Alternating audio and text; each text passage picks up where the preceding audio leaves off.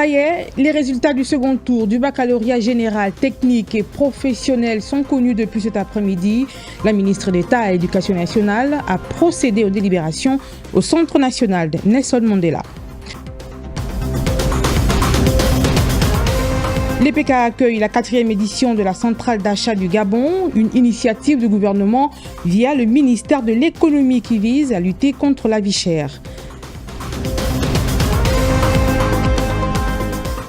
Stress hydrique et délestage bientôt en lointain souvenir à Lebamba. Dans l'Angounié, la commune vient de bénéficier d'un vaste projet d'extension des réseaux électriques et d'eau qui viendra soulager les populations.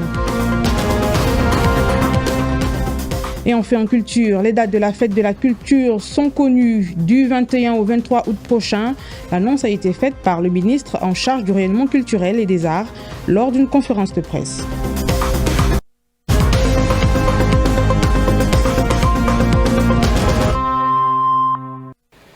Bonsoir à tous et merci de nous rejoindre sur Gabon Première. Bienvenue à cette principale édition d'information du soir. Je vous le disais en titre, fin du suspense pour les candidats admis au second tour du baccalauréat technologique professionnel ainsi qu'au baccalauréat général. La ministre d'État à l'Éducation nationale a procédé ce samedi aux délibérations officielles de ces examens nationaux ainsi sur les 12 336 admissibles, 12 294 décrochent leur sésame pour ce qui est du bac technologique et professionnel. Quant au général, sur 1108 admissibles, 1102 ont validé. Le condensé de ces résultats dans cet élément de Nathalie Oké et Gérard Mindo. Voici réunis ce samedi 1er août 2026 à l'occasion de la délibération des résultats du second tour du baccalauréat général session 2026, dernière étape du processus d'évaluation. En cumulant les résultats du premier tour et du deuxième tour, nous avons sur l'ensemble du territoire national pour le baccalauréat général, le nombre d'admis est de 23 886 candidats, soit un pourcentage global de 85,59%. Sont malheureusement déclarés ajournés pour cette session 2026 4023 candidats, soit 14,41%. Nous voici réunis ce samedi 1er août 2026 pour la délibération des résultats du second tour du baccalauréat technologique et professionnel, session juillet 2026. Dernière étape de ce long processus d'évaluation de nos candidats. Ce qui nous donne un total d'admis de 1102 candidats, soit un taux de réussite de 99,46% sur l'ensemble du territoire national. Sont déclarés au total ajournés sur l'ensemble du territoire national 6 candidats, soit 0,54%. Mesdames et messieurs, ce résultat traduit la qualité de l'encadrement dont ont bénéficié nos candidats tout au long de l'année. Au terme des 2 tours, le baccalauréat technologique et professionnel session 2026 a enregistré un total d'admis de 3 494 candidats, soit un taux de réussite national de 92,29%. Et vous le savez, on vient de le voir, donc les résultats sont désormais officiels pour ce qui est du bac général session 2026. Depuis cet après-midi sur l'ensemble du territoire national, conformément au calendrier de la Direction générale des examens et concours, on note 85,59% de taux de réussite. Et dans cette cuvée, on retrouve les plus jeunes, une dizaine âgés entre 12 et 14 ans. Nathalie Oké et Gérard Mindo nous présentent ces prodiges dans ce reportage. Elle vient du lycée public d'Ovendo. Elle s'appelle Mungombi Zulu Casimira Excel. Donc elle a bien excellé. Elle est âgée de 14 ans.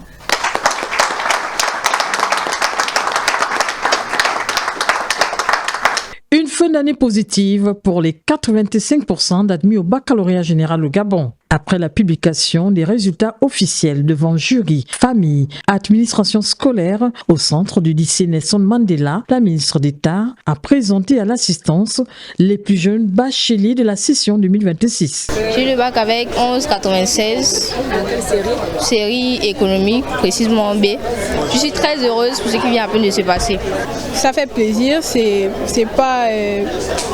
on ne le voit pas tous les jours, donc voilà quoi, je suis émue. Là, je me formais dans l'ingénierie, particulièrement dans le domaine de l'industriel pour favoriser l'économie gabonaise. Je m'appelle Mugubungu Bliss Divine Christiana, j'ai 15 ans et je viens d'obtenir un baccalauréat de série D.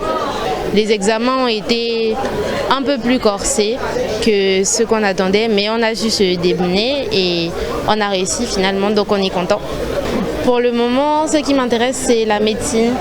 Il faut retenir que la dizaine de candidats à l'honneur a reçu des diplômes d'encouragement, des félicitations des mains de la ministre d'État, des tablettes pour les travaux de recherche. La cuvée de jeunes bacheliers est âgée de 12 à 15 ans dans les séries A1, B, C et D, après leur cursus sans faute du primaire au secondaire.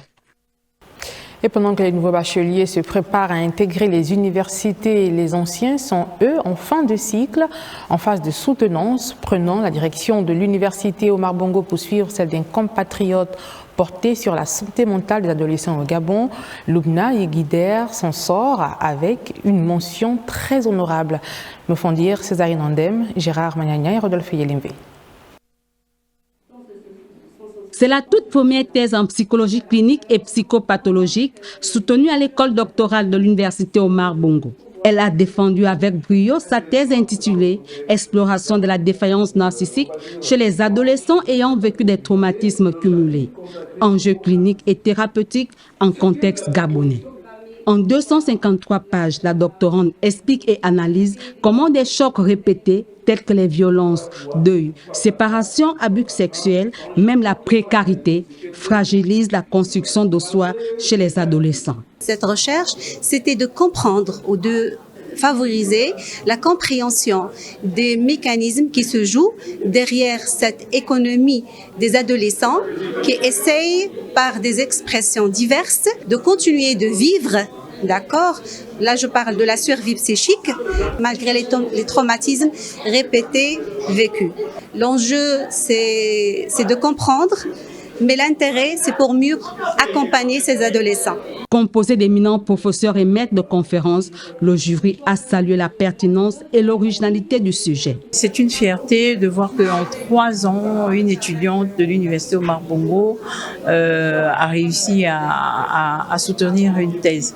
Et donc, c'est pour démontrer que c'est possible de faire un doctorat en 3 ans à l'université Omar Bongo. Et par cette thèse aussi, nous avons vu que l'université Omar Bongo est ouverte sur l'Afrique parce que c'est une étudiante marocaine qui est inscrite au Gabon. Lubna Yeguider obtient la mention très honorable. Vie associative à présent, passage de témoin à la Fédération des associations des épouses des personnels des forces de défense et de sécurité. Après 2 années de mandat, la présidente sortante a cédé sa place à un nouveau bureau installé ce samedi en présence de la ministre d'État en charge de la Défense nationale. Par ailleurs, présidente d'honneur de cette fédération, on fait le point avec Hamad Benye Evaka, Chris Rodolphe Lembonda. Une page se tourne dans la Fédération des associations des épouses des personnels des forces de défense et de sécurité.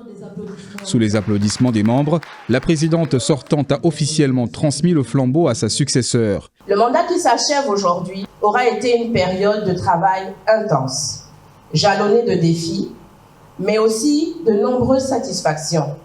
Grâce à l'engagement sans faille de chacune, nous avons consolidé les liens entre nos associations, développer des actions de solidarité, renforcer notre cohésion et contribuer à notre niveau au rayonnement de notre fédération ainsi qu'au renforcement des valeurs de fraternité et de patriotisme qui fondent notre nation. En sa qualité de présidente d'honneur, la ministre d'État en charge de la Défense nationale a rappelé le rôle essentiel de cette fédération. La fédération s'est affirmée comme un acteur reconnu de la vie sociale nationale. Grâce au soutien d'effectifs de sa marraine, Madame Zita Oligui Nguema, première dame du Gabon, de par son engagement, son leadership et à la mobilisation de l'ensemble de ses membres. Elle a contribué activement à la promotion de la paix, de la cohésion sociale, de la solidarité et des valeurs de citoyenneté qui fondent notre République.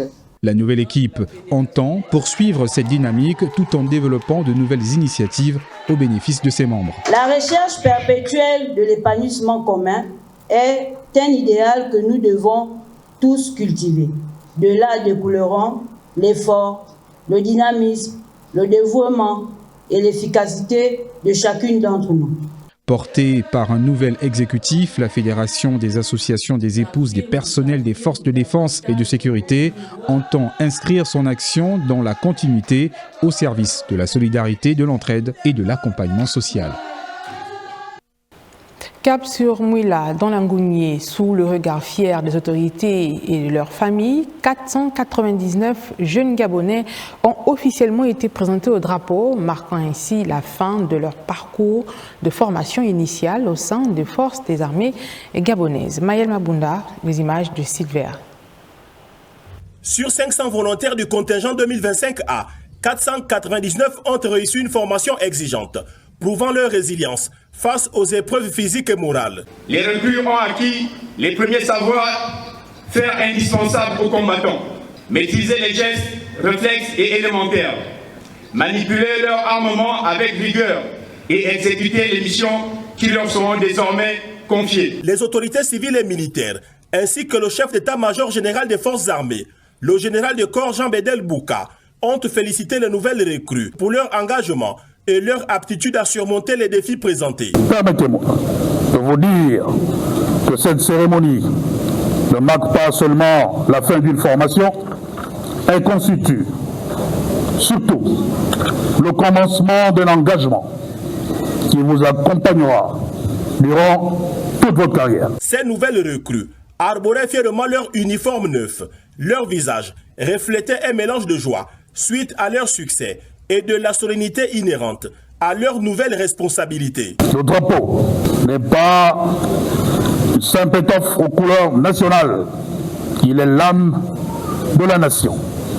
Il est le symbole de notre souveraineté, de notre indépendance, de notre unité nationale et de la mémoire de tous ceux qui, avant vous, ont servi avec fidélité. En le regardant flotter, vous ne devez jamais oublier qu'il incarne l'espérance de tout un peuple. À compter de ce jour, vous lui devez un respect absolu. Cette cérémonie, rythmée par des défilés militaires impeccables et des démonstrations de savoir-faire, a rappelé l'importance de la discipline, de l'honneur et de la loyauté, piliers fondamentaux de toute armée républicaine. Ce contingent 2025A, issu de plusieurs forces de défense, vient ainsi renforcer les rangs des forces armées gabonaises, prêtes à relever les défis sécuritaires actuels et futurs avec bravoure et dévouement. À Libreville, le ministère de l'économie, via la centrale d'achat du Gabon, vient de lancer la 4e édition du Méga Market au stade de Siban. Initiative du gouvernement cadre avec la stratégie de lutter contre la vie chère en mettant à la disposition des populations des produits de première nécessité à moindre coût. Lariska Lormamengi Osaga, Bertin Osaga nous font le retour.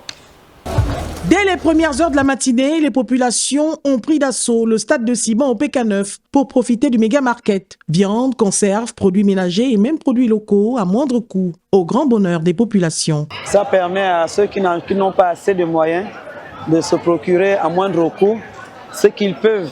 C'est bien de faire ça à la fin du mois parce que c'est là où tout le monde a quand même un peu de sous. Vous avez la petite boîte de Macédoine à presque 1000 francs ou bien 1000 et quelques.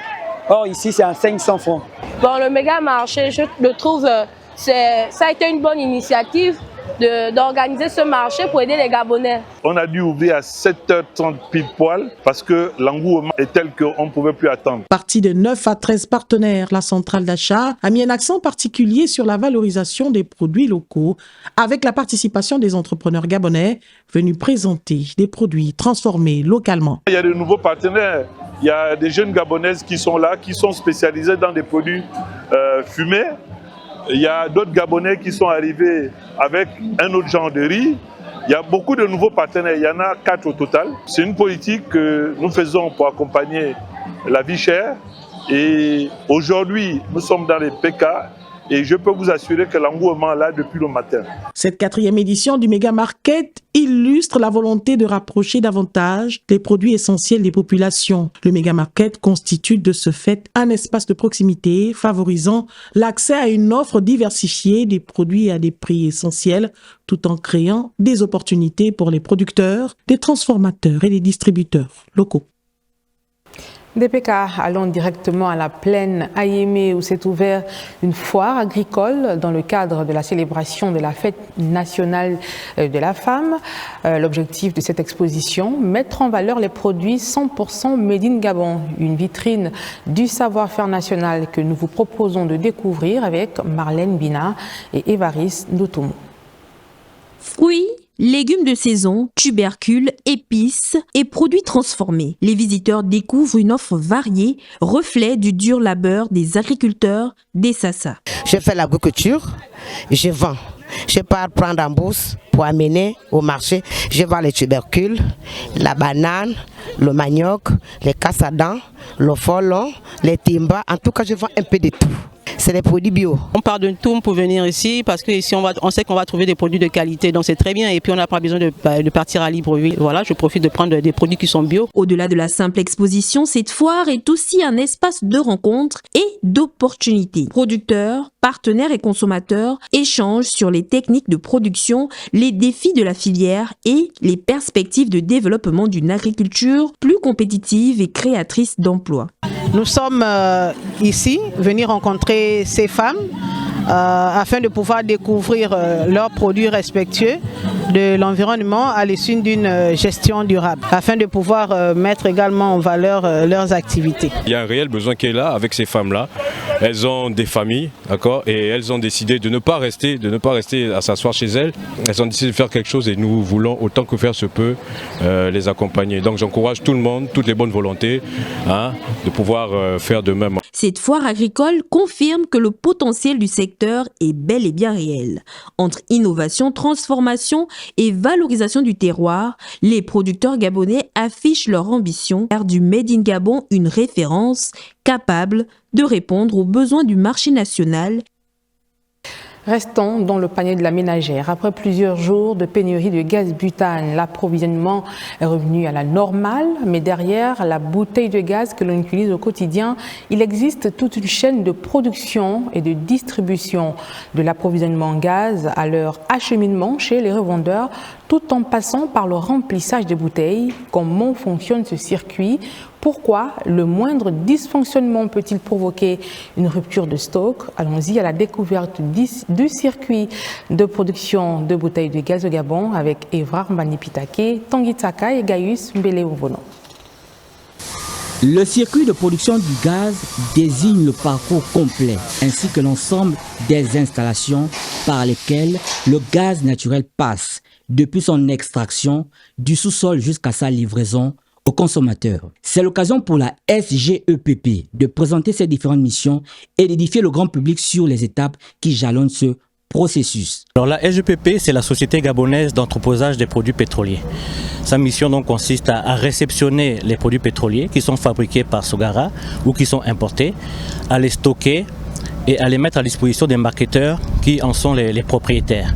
Donc les produits pétroliers dont nous parlons sont les produits blancs, donc essence, pétrole, gasoil, jet A1 pour les avions et gasoil, et le GPL, donc gaz de pétrole liquéfié, sous la forme de gaz butane que nous avons au sein de nos territoires. Le circuit de gaz comprend plusieurs étapes essentielles, notamment l'extraction, le traitement, le transport, le stockage et la distribution.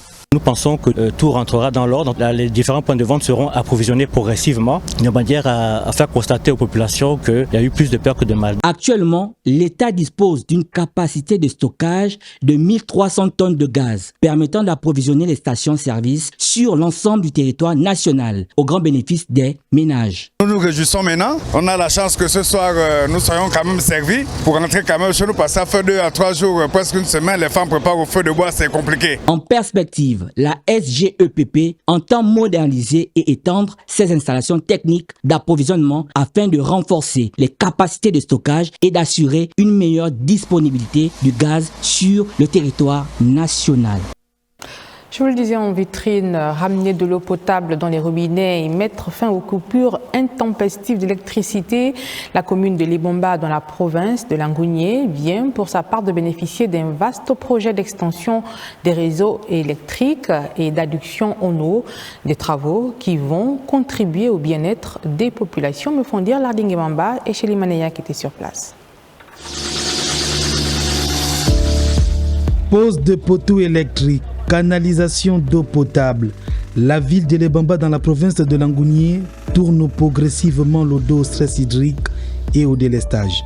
Des travaux d'envergure sont lancés. Une extension de près de 10 km de réseaux électriques et d'adduction d'eau, avec pour objectif l'amélioration des conditions de vie des populations de ce périmètre du Gabon. Ce sont des travaux que nous avions attendus depuis Mathusalem. Et ces travaux se voient le jour aujourd'hui grâce à une seule personne.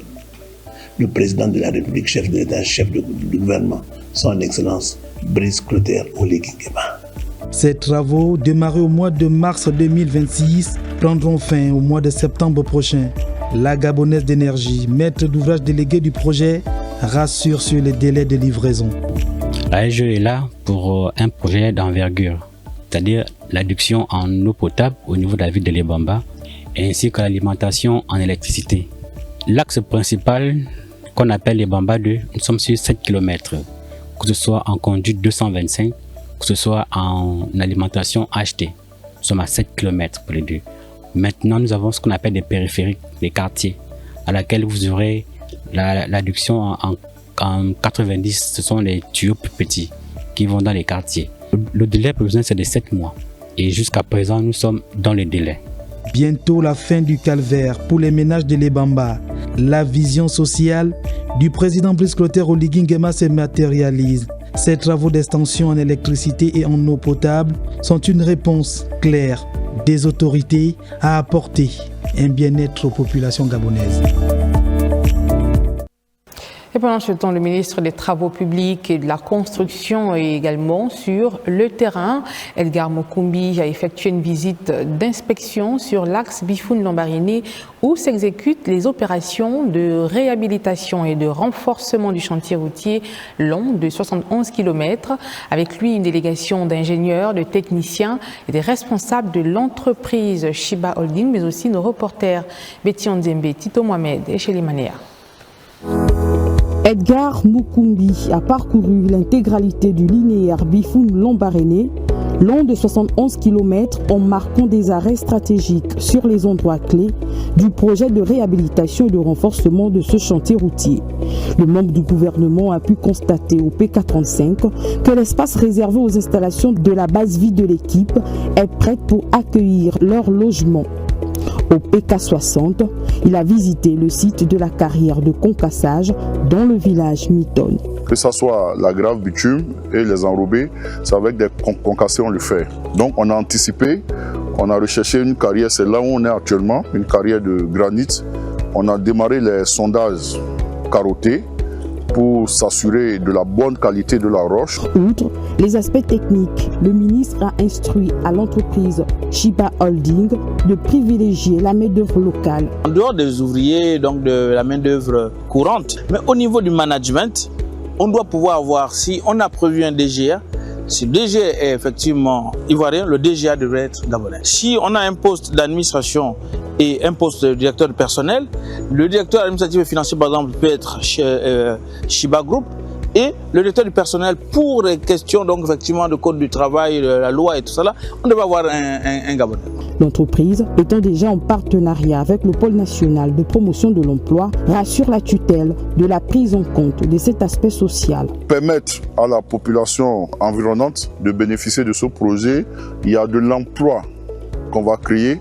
D'ailleurs, actuellement, on est en collaboration avec le PNPE où on a commencé par recruter la main-d'œuvre locale. Au-delà de la réhabilitation de la chaussée, le projet intègre des aménagements connexes tels que l'éclairage public, les constructions d'écoles, des corps de garde, des maisons de fonction des chefs des villages le long du tracé et la réalisation des forages. Profitons directement aux communautés. Sur un tout autre plan, le respect de la présomption d'innocence demeure un pilier fondamental de l'état de droit. Ainsi, pour renforcer les pratiques des acteurs de la justice et mieux protéger les droits des citoyens, l'École nationale de la magistrature vient d'organiser un atelier de formation consacré à cette garantie essentielle. Des travaux qui se sont déroulés en présence de la directrice des affaires sociales et de la protection de l'enfance, représentant le ministre de la Justice empêché. On voit tout cela avec Bienvenue Nelkem et Gérard Magnagna. La présomption d'innocence, au cœur d'un atelier de formation organisé par l'École nationale de la magistrature.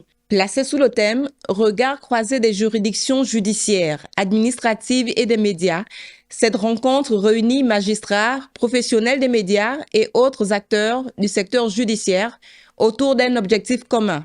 À l'heure où l'information circule instantanément, où les réseaux sociaux amplifient les perceptions, il nous appartient de préserver cet équilibre essentiel entre le droit d'informer et le droit d'être présumé innocent, afin de renforcer une compréhension commune des responsabilités de chacun et de promouvoir des pratiques conformes aux exigences de notre état de droit. La cérémonie d'ouverture a été présidée par la directrice des affaires sociales et de la protection de l'enfance.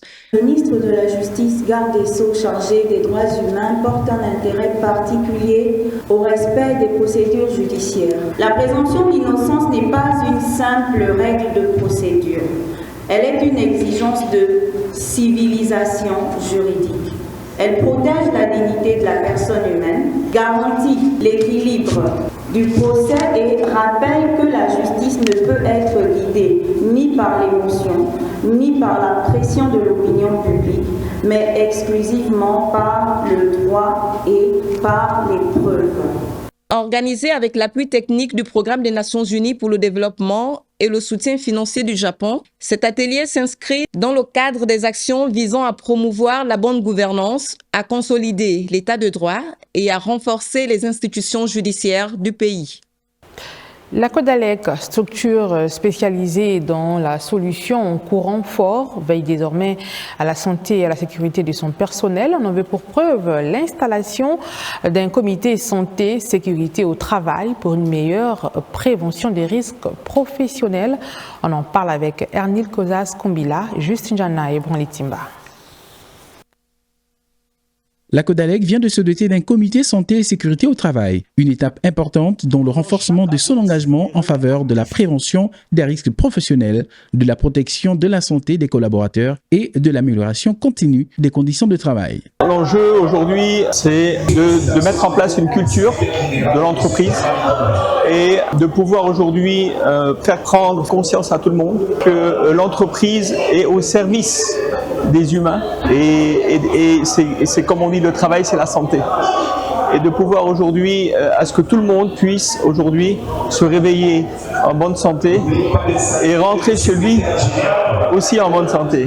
Quelqu'un qui est en bonne santé, c'est quelqu'un qui est performant dans le travail, c'est quelqu'un qui va pouvoir aujourd'hui mieux travailler. Et l'encadrement aujourd'hui du travail est quelque chose d'important. L'environnement est quelque chose d'important. Et mettre les gens dans de bonnes conditions, dans le cadre de la formation, dans le cadre de la sensibilisation, dans le cadre de l'accompagnement de tous les jours, fait partie aujourd'hui de nos obligations en tant que directeur général de la Codalec. Avec cet outil de prévention de tout risque en milieu professionnel, le comité se dit être bien prêt à relever tous les défis pour le bien-être de chaque agent au quotidien. Nous sommes dans un secteur qui représente de multiples risques. On parle quand même du secteur des BTP. Si on parle d'électricité, effectivement, on parle des situations quand même à haut risque. Notre mission, ce sera aujourd'hui de permettre à chaque membre du personnel de la CODALEC de pouvoir quitter son lieu de travail en toute sécurité et de pouvoir également regagner sa famille en toute sécurité. Fondée en 2002, la CODALEC est aujourd'hui un acteur incontournable dans la distribution, l'installation et la maintenance du matériel électrique au Gabon. Elle est spécialisée dans les solutions en courant fort, haute, moyenne et basse tension et en courant faible. Son expertise couvre aujourd'hui les réseaux urbains, tertiaires, industriels et résidentiels, dotés d'une équipe composée d'experts passionnés engagés à mettre leur savoir-faire au service de chaque client. Valoriser la beauté naturelle, dire non à la dépigmentation et promouvoir le savoir-faire local en matière de cosmétiques, les motifs qui ont réuni à l'occasion de la journée de la lutte contre la dépigmentation de la peau noire. Jeunes filles et femmes gabonaises au Musée national des arts et traditions autour du projet Miss Eben Gabon.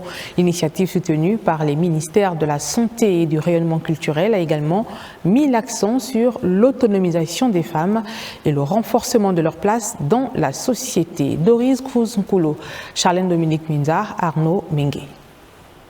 La beauté comme affirmation de soi, l'identité comme moteur de la reconstruction nationale. À l'occasion de la journée de lutte contre la dépigmentation de la peau noire, jeunes filles, femmes gabonaises se mobilisent autour du projet Miss Eben Gabon. Au cœur des échanges, promouvoir la beauté naturelle, valoriser les produits cosmétiques locaux et réconcilier la femme gabonaise avec son identité.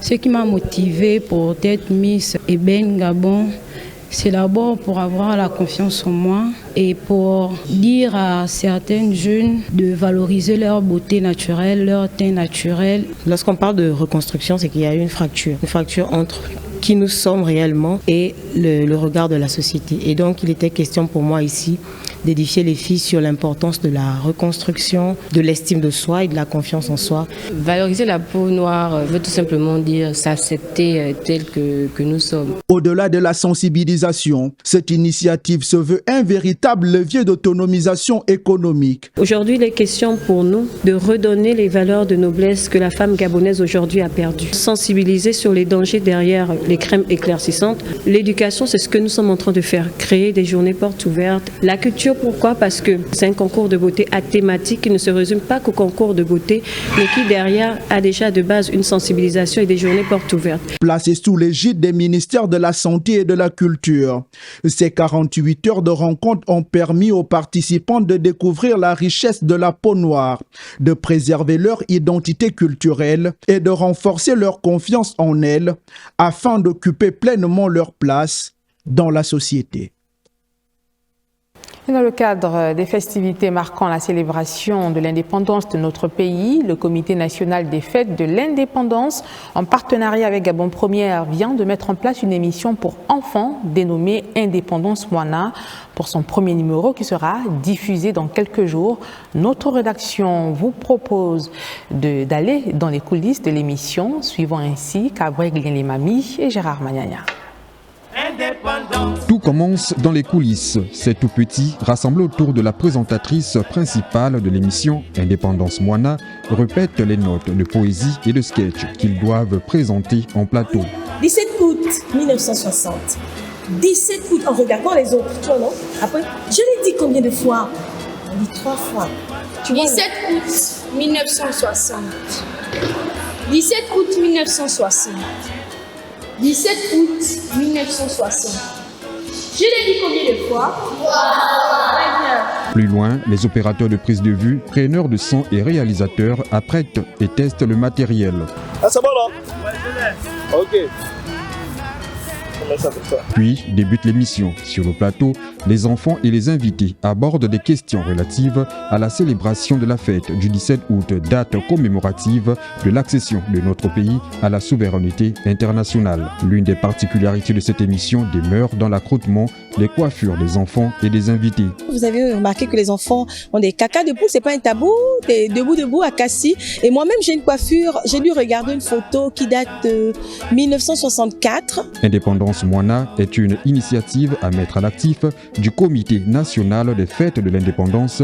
L'objectif est de faire participer les enfants aux festivités marquant l'indépendance du Gabon et leur faire connaître leur histoire. Alors Indépendance Moana, c'est plus qu'une émission, c'est un outil d'éducation citoyenne et de transmission de valeurs, de permettre aux enfants de comprendre leur histoire, comprendre les symboles de la République. La première diffusion de cette émission pour enfants aura lieu mercredi prochain sur les antennes de Gabon Première.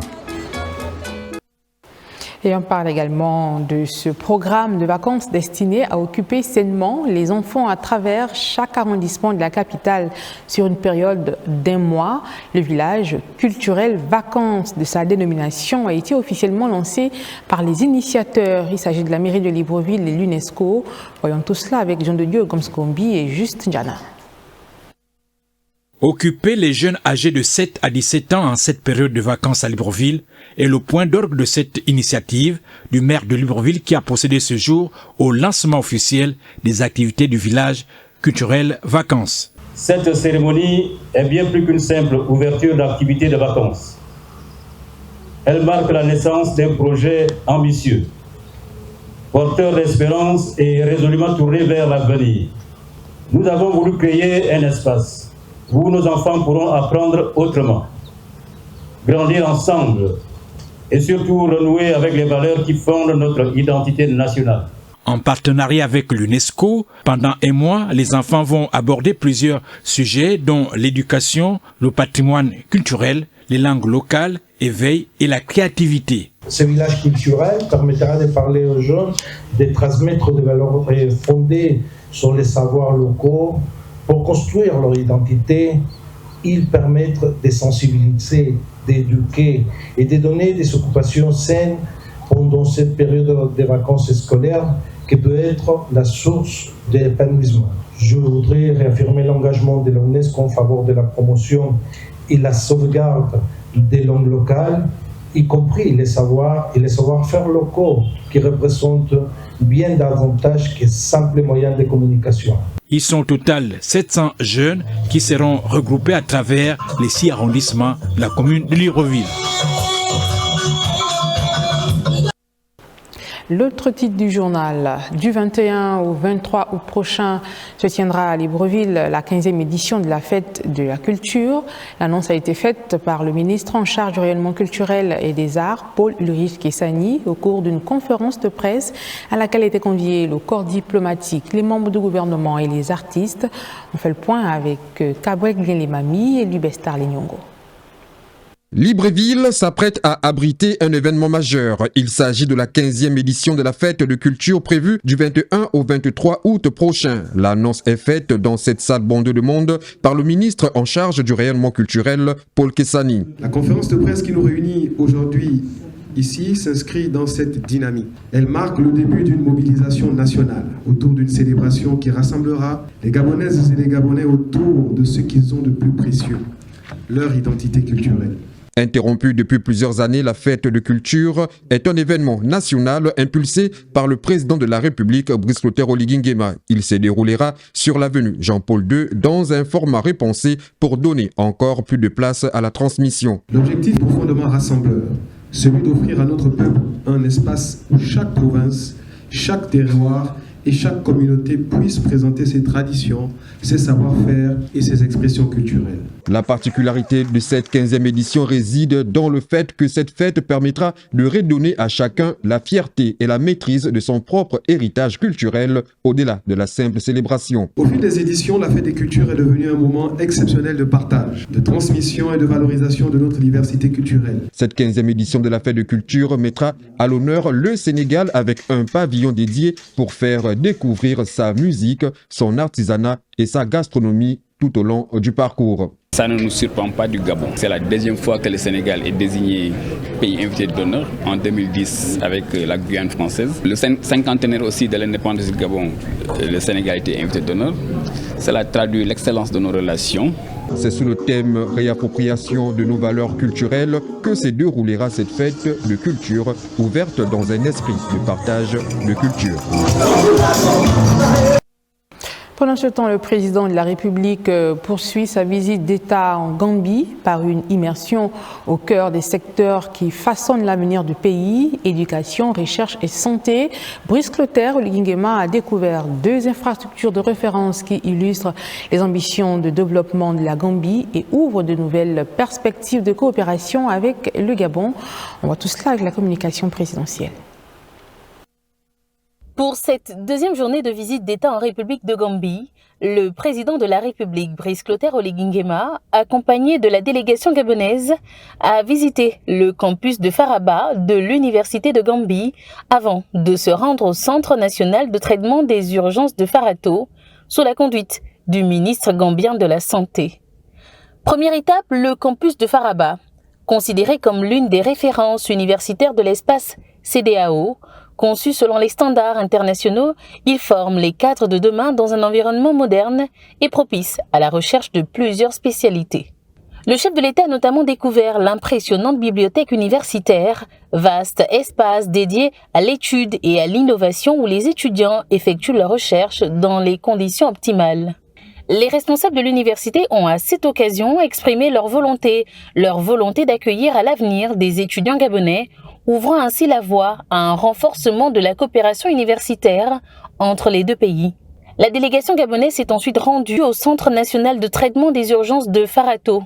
Équipée de technologies de pointe, cette structure assure une prise en charge rapide des urgences médicales et constitue aujourd'hui un maillon essentiel du système de santé gambien. Le centre dispose également d'un service spécialisé dans l'analyse des pathologies du sang, une première en Gambie qui permet d'améliorer le diagnostic et le suivi de nombreuses pathologies. Durant la pandémie de Covid-19, l'établissement a joué un rôle majeur grâce à son unité de soins intensifs dotée d'équipements de dernière génération mobilisés pour la prise en charge des cas les plus critiques. À travers ces visites, le président de la République, Brice Clotaire Oligingema, a pu apprécier les choix stratégiques opérés par la Gambie en faveur de l'éducation, de la santé et du développement du capital humain. Une démarche qui traduit la volonté commune de promouvoir le partage d'expériences africaines, de renforcer la coopération sud-sud et de bâtir des partenariats durables au service du bien-être des populations.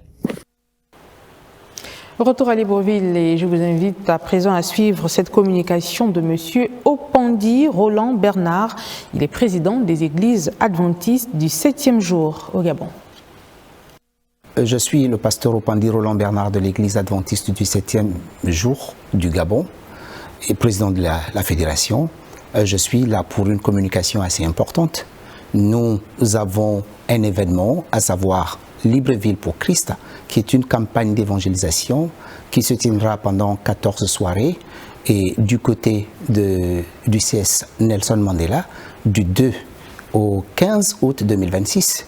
Et pour simple objectif, n'est-ce pas, l'espérance, nous apportons l'espérance au peuple gabonais et la paix. Et nous avons aussi en ligne de mire des enseignements bibliques pouvant redynamiser, n'est-ce pas, la couche sociale et particulièrement les familles. Et c'est pourquoi nous avons choisi maintenant ce thème parce que nous savons que nous vivons des temps difficiles, des temps compliqués, comme la Bible l'a annoncé il y a plusieurs années. Et le moment est arrivé pour les Gabonais de vivre la visitation particulière du Seigneur Jésus-Christ. Et pour la circonstance, nous avons un orateur qui est professeur, pasteur, le docteur Owolabi Oyeleke, qui est dans nos murs et qui est le représentant, n'est-ce pas, des églises adventistes du 7e jour en Afrique centrale. Et c'est pourquoi nous voulons profiter de cette expérience, de 40 années de ministère, afin que pendant cette période, alors que notre pays est en train de changer pour aller et pour vivre la 5e République, nous profitons de cette occasion, n'est-ce pas, pour inviter tous les Gabonais à participer massivement du côté de Nelson Mandela. Chacun aura la possibilité de vivre son miracle. Pourquoi Jésus? Parce que Jésus est l'espérance. Avec Jésus, on a la capacité de pouvoir changer des cœurs, changer des mentalités et aller de l'avant.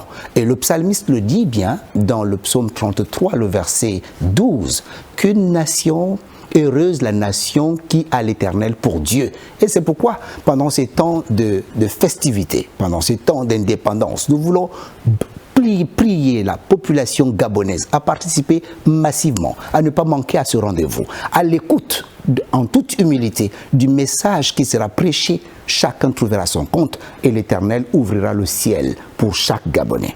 Et ainsi, nous vous invitons à participer massivement. Nous vous invitons à venir partager des moments de prière, moments de méditation, de moments de louange, de moments d'expérience avec Jésus. Parce que quand Jésus rentre dans la vie de quelqu'un, il change la vie. Et je sais que Jésus a un grand miracle pour toi, il va l'accomplir. Que ce soit la transformation de la vie ou bien une situation qui depuis fort longtemps mine ton expérience, Dieu est capable. Et c'est de ce Dieu dont nous parlons. Nous invitons tous, toute la population. Peu importe notre obédience, le Seigneur est un Dieu d'unité. Et nous croyons que nous sommes dans cette lancée d'unité, de paix. Venons et recevons notre paix au nom de Jésus-Christ. Amen. De la religion au sport, il n'y a qu'un pas après une semaine d'échanges liés à la promotion du journalisme sportif au féminin. Les participantes de l'Union des femmes reporters sportives de l'Afrique centrale et de l'Ouest francophone poursuivent leur séjour au Gabon. Les présidentes des sections Congo-Brazzaville, Guinée équatoriale, Cameroun et Côte d'Ivoire, conduites par leur hôte gabonaise, ont été reçues en audience hier par le ministre des Sports, l'économie des échanges avec Bienvenue Nelkem et Romo Elimbi. Il était un peu plus de 19h ce vendredi, mais la journée, loin d'être terminée pour le ministre des Sports. Il reçoit en audience la délégation de l'Union des femmes reporters sportives d'Afrique, venue lui rendre une visite de courtoisie au lendemain de la clôture de sa semaine d'activité organisée à Libreville.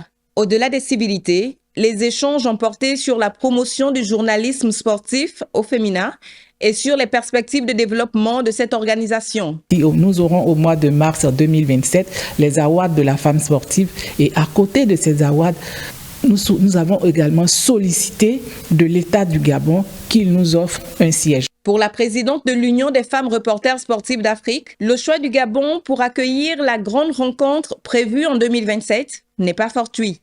Nous voyons l'intérêt que le président de la République accorde à la femme. Comme je l'ai dit, voir déjà Raïssa nommée chef de service sport, il a fallu la volonté du chef de l'État. Donc, voyant tout ce qu'il fait, il n'y a pas que Raïssa. Nous avons vu Madame le directeur général de la radio du groupe Gabon Télévision. Nous avons vu rencontrer aussi d'autres femmes, Madame le conseiller spécial du sport et autres. Il fait confiance également à la femme. Donc, raison pour laquelle on s'est dit, mais pourquoi ne pas le solliciter pour nous accompagner? Parce qu'il accorde un intérêt particulier à l'évolution de la femme. Saluant cette initiative, le ministre des Sports, Paul-Ulrich Kessani, a affirmé le soutien des autorités gabonaises aux actions qui contribuent au rayonnement du sport.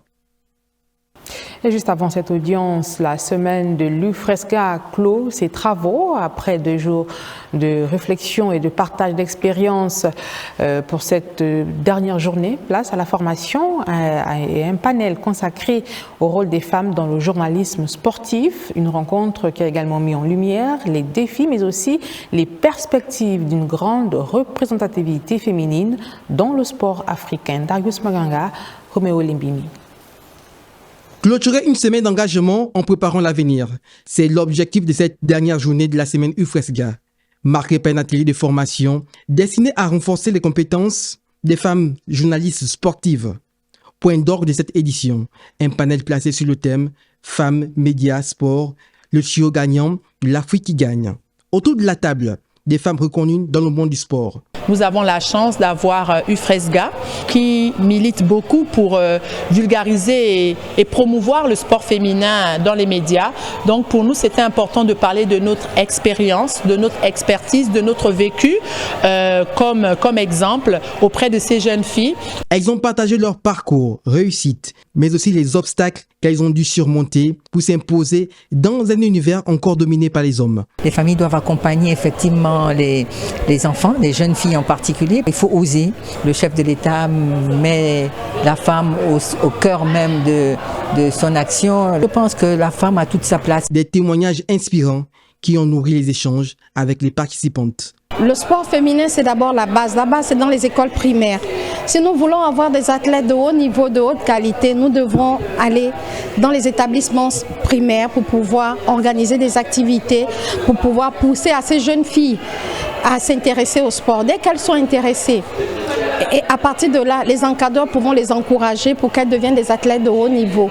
Cette cérémonie de clôture met un terme à la semaine UFRESGA. J'ai 25 ans de métier. Dans le journalisme sportif, cela fait un quart de siècle.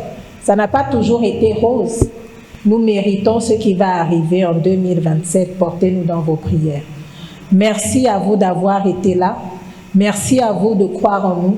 Comme le dirait la présidente de l'UFRESA, jeune fille, ose, rêve, croit. Après, qu'importe le secteur, photographe, réalisatrice, journaliste, ce que vous voulez faire dans les métiers du sport, de la communication sportive, faites-le. Et nous, vos aînés, on sera là pour vous tirer, pour vous accompagner et pour vous faire entendre que cela est possible. Une édition qui aura permis de créer des passerelles entre professionnels venus des 5 pays d'Afrique avec une ambition commune. Faire de la femme un acteur incontournable du développement du journalisme sportif en Afrique. Ainsi va l'actualité de ce 1er août 2026. Messieurs, dames, c'est tout pour ce soir. Merci à vous qui nous avez suivis. Sachez que votre fidélité nous honore. On se dit à demain, 20h.